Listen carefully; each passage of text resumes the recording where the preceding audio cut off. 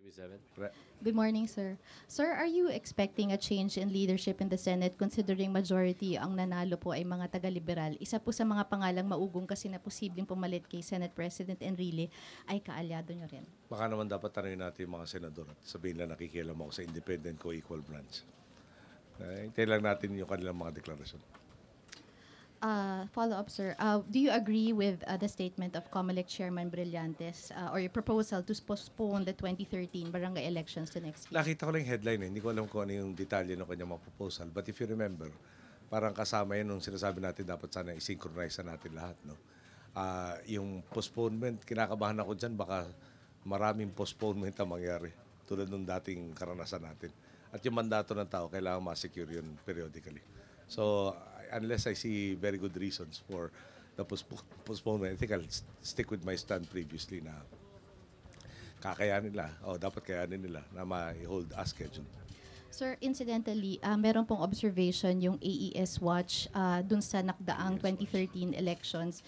Ang sabi po niya, the 2013 polls lacked necessary safety features to ensure transparency and fair elections. There were more data discrepancies. They also cited the intervention of the Smartmatic to fix the transparency server. Do you agree with that observation?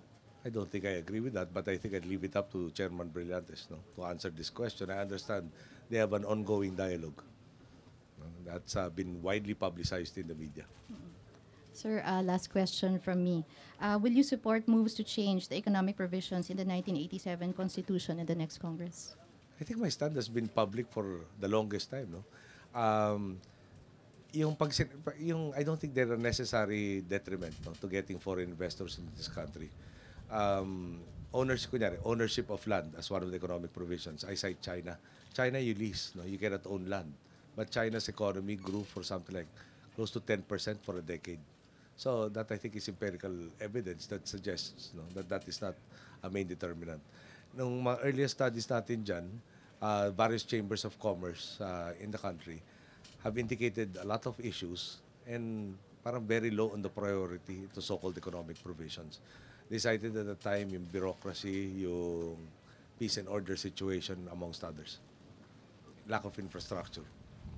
Thank you, sir. Thank you. Huli po magtatanong, June Hidalgo, D7.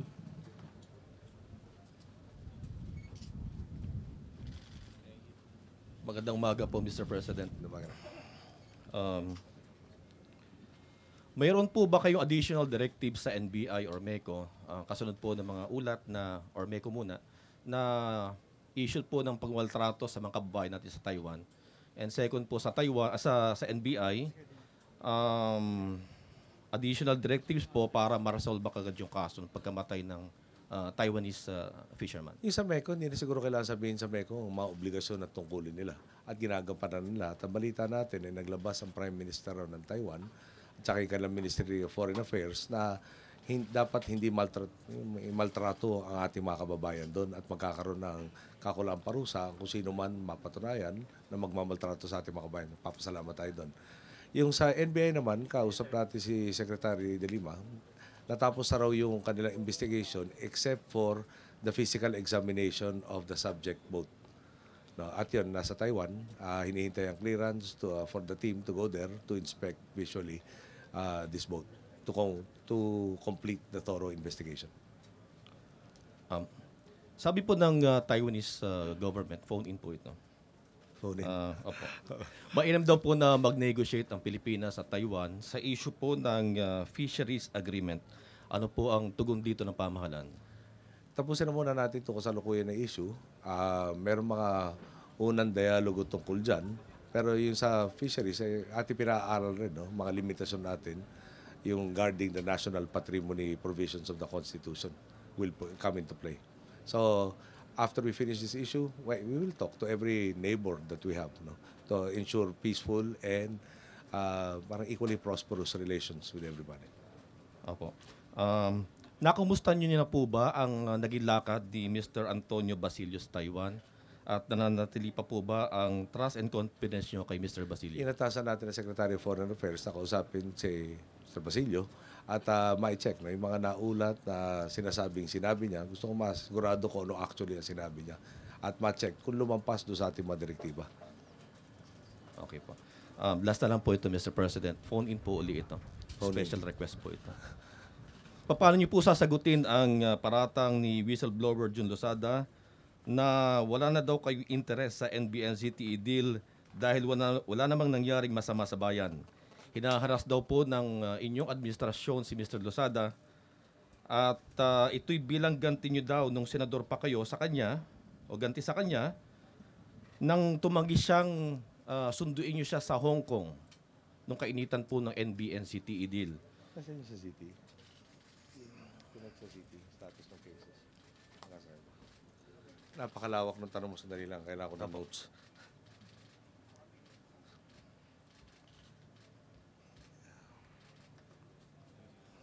Kasi ba?